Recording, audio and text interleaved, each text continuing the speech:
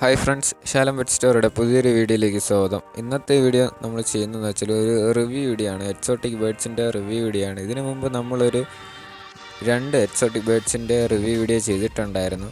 ഒന്ന് പ്ലാങ് കൊക്കറ്റയുടെ review video, പിന്നെ sulphur crested കൊക്കറ്റയുടെ review video ആണ്. അതിൻ്റെ ലിങ്ക് ഡിസ്ക്രിപ്ഷൻ ബോക്സിൽ കാണും. കാണാത്തവരുണ്ടെങ്കിൽ ഒന്ന് കണ്ട് സപ്പോർട്ട് ചെയ്യുക.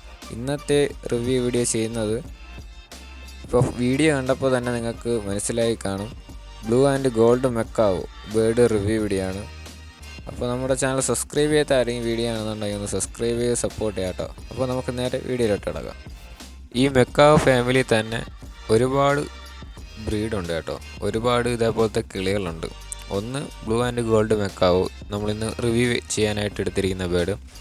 പിന്നെ മിലിറ്ററി മെക്കാവോ ഉണ്ട്, ബ്ലൂ തൊറട്ട് മെക്കാവോ, ഫിഞ്ച് മെക്കാവോ, അങ്ങനെ ഒരുപാട് ബ്രീഡ് വരുന്നുണ്ട്. മെക്കാവോയിൽ തന്നെ ഒരുപാട് വരുന്നുണ്ട്. ഞാനിതിൽ അല്പം മാത്രമേ പറഞ്ഞിട്ടുള്ളൂ. ഞാൻ പറയാത്തത് തന്നെ കുറേ ബ്രീഡ് നിങ്ങൾക്ക് അറിയാമെന്ന് വിശ്വസിക്കുന്നു. കുറേ ബ്രീഡെന്ന് വെച്ചാൽ കുറേ ബ്രീഡുണ്ട്. അത് ഞാൻ ഇതിൽ പറഞ്ഞിട്ടില്ല കേട്ടോ. ഇത്രയും ഇനം ഉണ്ടെങ്കിൽ പോലും താരതമ്യേന കുറച്ച് ജനപ്രീതിയുള്ള ഒരു ഇനമാണ് ബ്ലൂ ആൻഡ് ഗോൾഡ് മെക്കാവോ. അതിൻ്റെ കാരണമെന്ന് വെച്ചാൽ അവരുടെ ബുദ്ധിശക്തി, പിന്നെ രണ്ടാമത് മനുഷ്യരായിട്ട് പെട്ടെന്ന് ഇണങ്ങുന്ന ഒരു ബ്രീഡാണ് ഈ മെക്കാവോ. അതുപോലെ തന്നെ നമ്മുടെ ഈ ബേർഡ് പെട്ടെന്ന് ബ്രീഡ് ചെയ്യാൻ പറ്റുന്ന ഒരു ബേർഡാണ് ഈ ബ്ലൂ ആൻഡ് ഗോൾഡ് മെക്കാവോ. വളരെ കൃത്യമായിട്ടുള്ള ഭക്ഷണം ശീലം ഫോളോ ചെയ്യുകയാണെങ്കിൽ ഒരുപാട് കാലം അസുഖമില്ലാതെ ഈ മെക്കാവോ ജീവിക്കും. ഇവരുടെ ഭക്ഷണ കാര്യങ്ങളിൽ ശ്രദ്ധിക്കേണ്ട കാര്യം എന്ന് വെച്ചാൽ ഇവർക്ക് നല്ല ഫാക്റ്റുള്ള ഫുഡാണ് കൊടുക്കേണ്ടത്.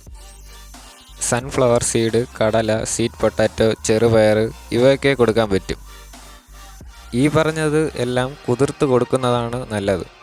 ശരീരത്തിൽ പെട്ടെന്ന് പിടിക്കാൻ വേണ്ടിയിട്ടാണ് കുതിർത്ത് കൊടുക്കാൻ പറയുന്നത്.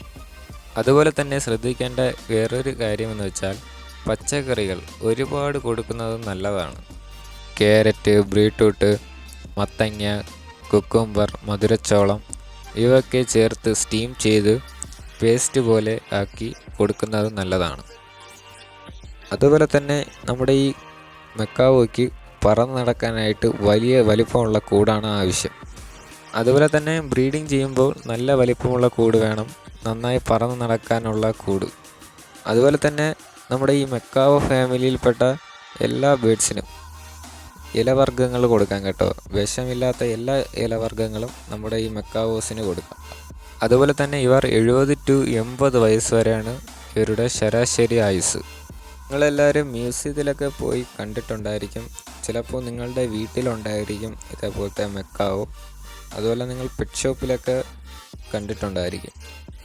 അതുപോലെ തന്നെ നമ്മുടെ ഈ മെക്കാവോ വാങ്ങാൻ താല്പര്യമുള്ളവർ നല്ല നല്ല ബ്രീഡേഴ്സിൻ്റെ കയ്യിൽ നിന്ന് മാത്രം വാങ്ങാൻ ശ്രമിക്കുക. അതുപോലെ തന്നെ നമ്മുടെ മെക്കാവോയുടെ കേജിൻ്റെ അടിയിൽ ഇതിൻ്റെ വേസ്റ്റ് കാണും.